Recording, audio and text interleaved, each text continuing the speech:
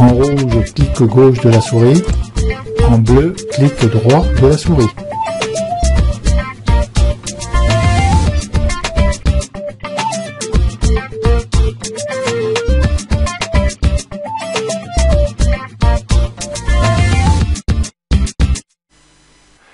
Nous allons continuer ce tutoriel sur le diaporama en regardant maintenant comment on va pouvoir personnaliser son diaporama. Alors je suis toujours ici sur mon diaporama que nous avons fait à la dernière leçon où j'ai mis 10 photos ici de vénitiennes. Alors nous avons vu à la dernière leçon comment afficher les repères et comment travailler avec les repères. Je vais fermer ici cette fenêtre et nous allons voir maintenant comment on va pouvoir créer des incrustations dans notre diaporama. Il suffit de cliquer ici, la fenêtre qui se déroule. La première chose qu'on voit, c'est la plaque d'identité. Cette plaque d'identité va vous servir à mettre votre nom sur votre diaporama. Pour ceci, en cliquant ici, vous voyez que j'ai déjà ma plaque d'identité et cette plaque d'identité est venue se positionner ici.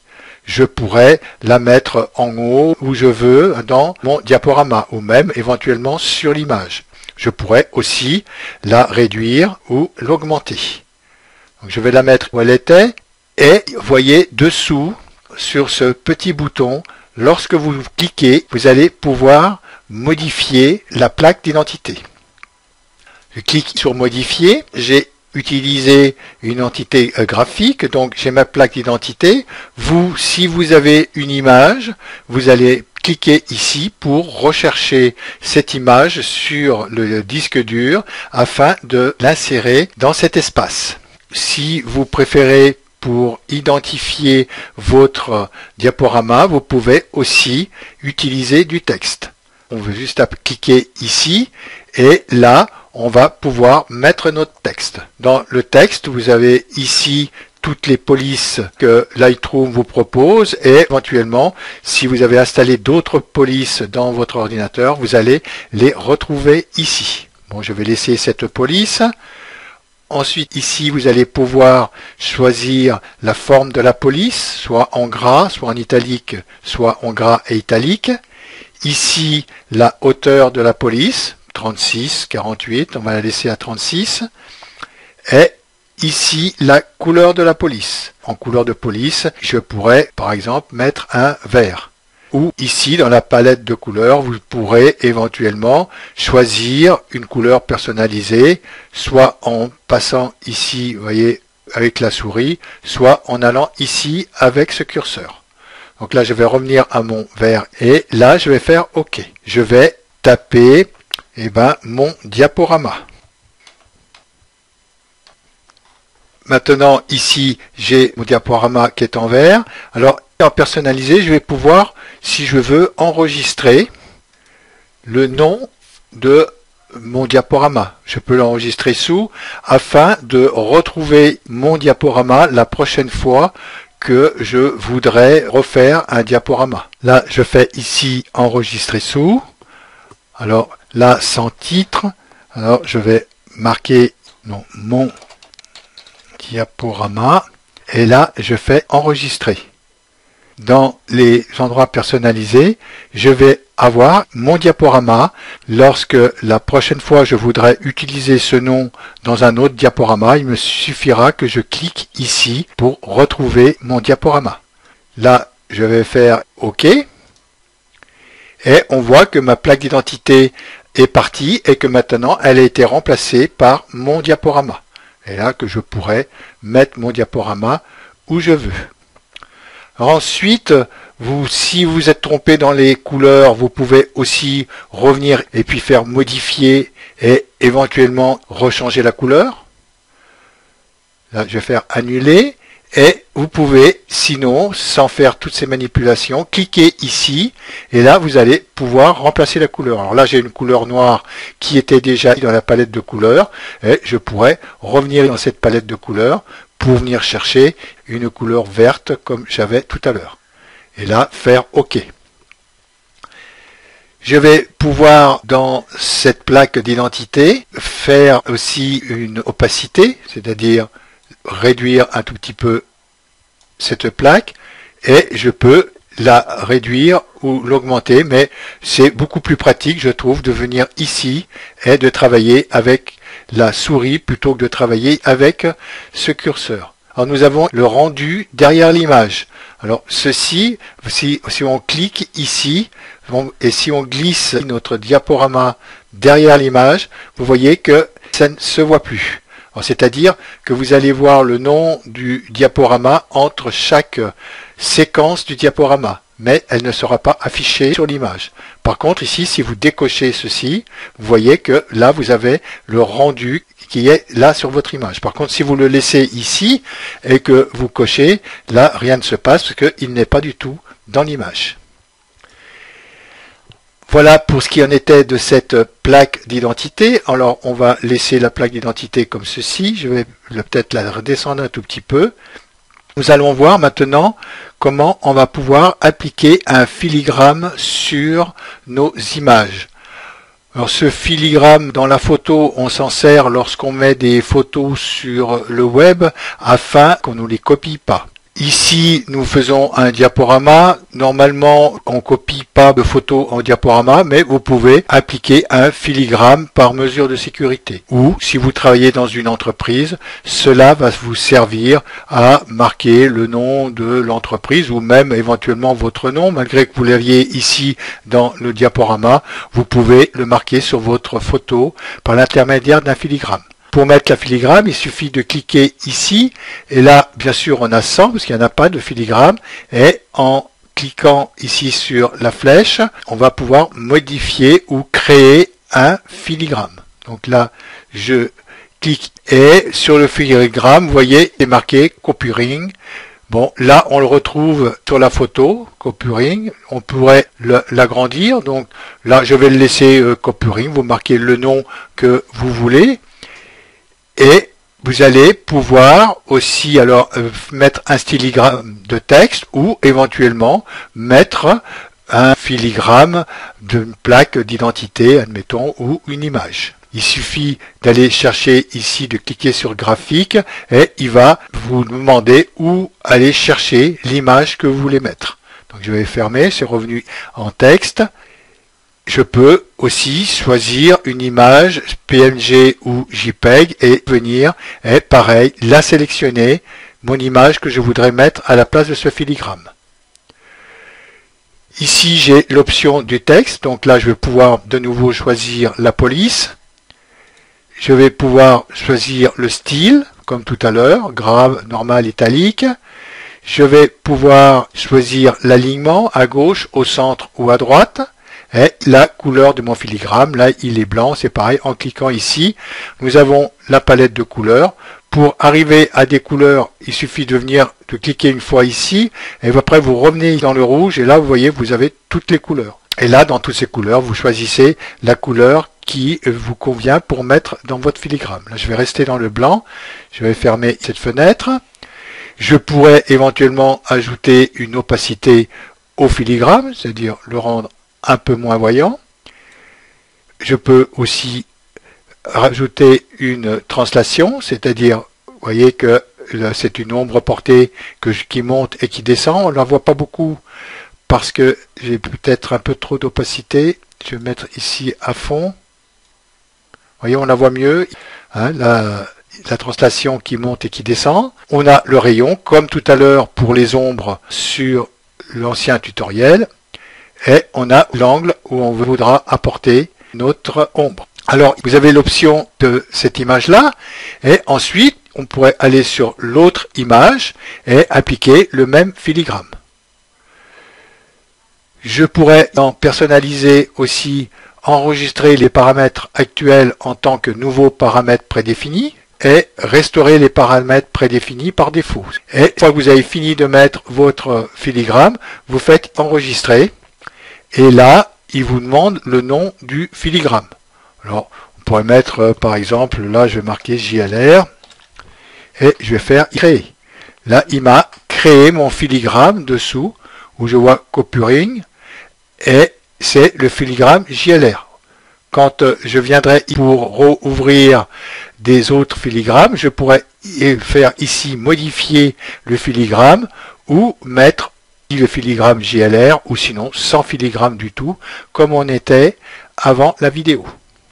Dessous, nous avons les notes sous forme d'étoiles. Ces photos-là n'ont pas d'étoiles, donc ça ne fonctionnera pas si je mets des étoiles à cette photo. Alors, je vais le faire. Je vais ici aller dans la bibliothèque. Alors, comme je me suis mis en plein écran de façon que vous voyez, il suffit que je vienne ici, que je clique, et là, je viens dans bibliothèque. Et dans cette bibliothèque, je vais lui rajouter cette photo 5 étoiles. Là-dessus, je vais retourner dans mon diaporama et vous voyez que j'ai mes 5 étoiles qui sont apparues en vert. Donc là, je pourrais choisir une autre couleur. Je vais la mettre par exemple en bleu et faire OK. Je pourrais choisir une opacité, donc la rendre plus ou moins opaque, et aussi faire une échelle pour diminuer et agrandir. Nous avons la plaque d'identité, donc là, je vais enlever cette plaque d'identité. L'application d'un filigrane, je vais l'enlever aussi. Et les notes, je vais ici l'enlever. Et nous avons l'incrustation de texte. Alors ici, lorsque je clique, et vous voyez que là, j'aurais beau toucher tout ce que je veux. Ah bon, j'étais touché un petit peu trop en bas. Là, je vais fermer le fond. Et l'incrustation de texte, vous voyez que rien ne fonctionne pour l'instant. Pour avoir le texte dessous ma photo, je viens ici et ajouter un texte à la diapo. Il suffit que je clique et comme texte, je vais marquer Vénitienne 01. Voilà. Maintenant, je clique sur Entrée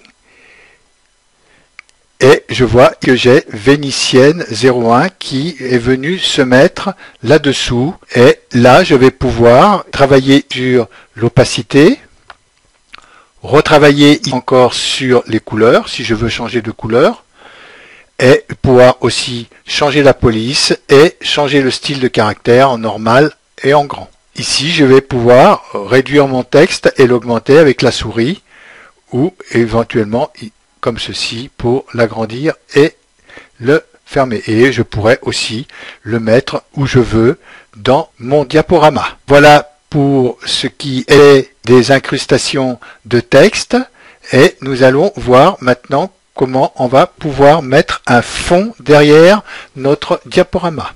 Je vais aller sur l'outil fond de Lightroom et dans la fenêtre qui s'ouvre, je vois que je vais pouvoir faire un dégradé de couleur à mon fond ici, mais il faut d'abord que je mette une image d'arrière-plan.